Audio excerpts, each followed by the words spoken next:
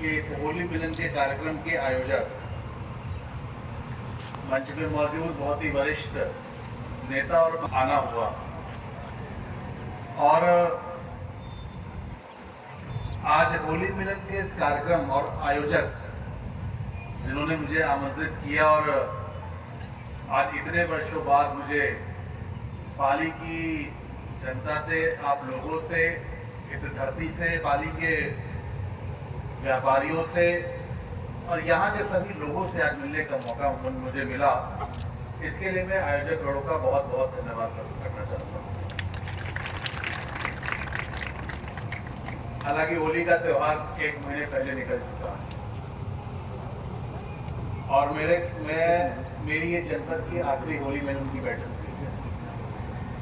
मैंने पूरे जनपद में लगभग सभी 1900 ब्लॉकों में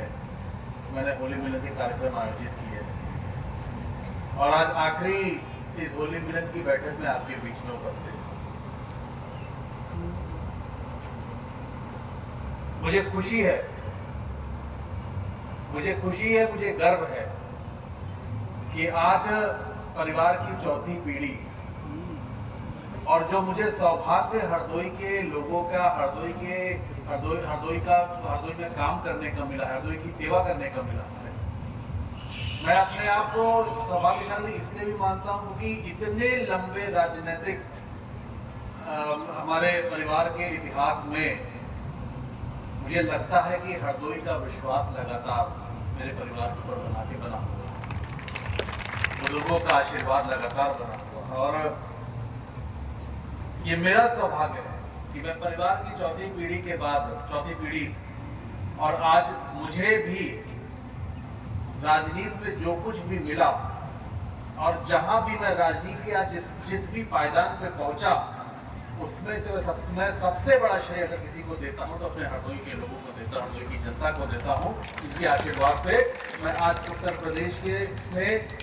राजनीतिक परिदृश्य में एक महत्वपूर्ण भूमिका में खड़ा हुआ हूं। मुझे लगातार अपने बुजुर्गों का आशीर्वाद मिलता रहा है। हरदोई की नौजवान पीढ़ी मेरे संग जुड़ी, पिताजी के साथी जो उनके साथ रहे हैं उनका मेरे पर लगातार आशीर्वाद बना हुआ है और एक बड़ी कार्यकर्ताओं की समर्थन। और मुझे कहने में कोई संकोच नहीं है, कोई दो राय नहीं है कि बहुत ही कम उत्तर प्रदेश की राजनीति में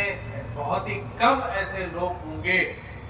जिनके पास कार्यकर्ताओं की इतनी बड़ी फौज जनपद में हो। मुझे नहीं लगता बहुत कम ऐसे राजनीतिक परिवार होंगे या राजनेता होंगे।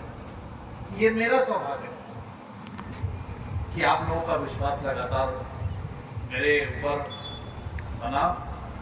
और आज मैं उत्तर प्रदेश की सरकार में पूरे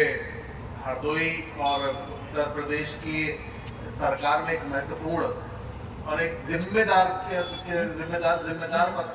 पद पे बैठकर आज हरदोई का प्रतिनिधित्व कर रहा हूं, प्रदेश का प्रतिनिधित्व कर रहा हूं और हरदोई में आने वाली विकास की योजनाएं, प्रदेश सरकार की योजनाओं को लाने में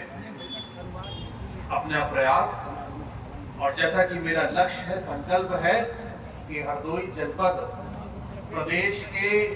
उन चंद जनपदों में शामिल हो, विकसित जनपदों में शामिल हो, उस संकल्प को पूरा करने के लिए मैं अपनी पूरी कोशिश कर रहा हूं। मुझे खुशी है कि आज तमाम विकास की योजनाएं हरदोई में हैं।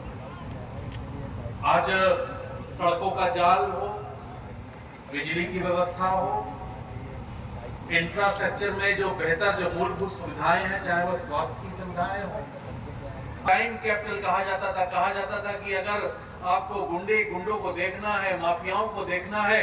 तो जाइए उत्तर प्रदेश जाइए, वहां पे आपको गुंडा राज दिखेगा, माफिया राज दिखेगा। लेकिन आज मुझे खुशी है कि कहा जाता है कि अगर आपको कहीं विकास देखना है, लॉ एंड ऑर्डर देखना है, आपको आज कहीं विकास की योजनाएं लगती हुई देखनी है तो जाइए उत्तर प्रदेश की धरती पे जाइए और देखिए कि उत्तर प्रदेश की सरकार उत्तर प्रदेश के जनमानस के लिए क्या कर रही है। आज प्रदेश देश के ग्रोथ इंजन के रूप में पहचान बनाई है। परसेप्शन बदला है प्रदेश का, तो प्रदेश के लोगों के लिए आज पूरे देश में उत्तर प्रदेश के लिए परसेप्शन बदला, और कम से कम अन्य प्रांतों के लोगों ने यह स्वीकार किया कि जिस उत्तर प्रदेश की इतनी खराब छवि हुआ करती थी, आज वही उत्तर प्रदेश देश के ग्रोथ इंजन में अपनी सबसे बड़ी भूमिका निभाने का काम कर रहा है। कुंभ हुआ, आपको आश्चर्य होगा जानकर, कुंभ का आयोजन संपन्न हुआ। 45 दिन का जो आयोजन था, 66 करोड़ लोगों ने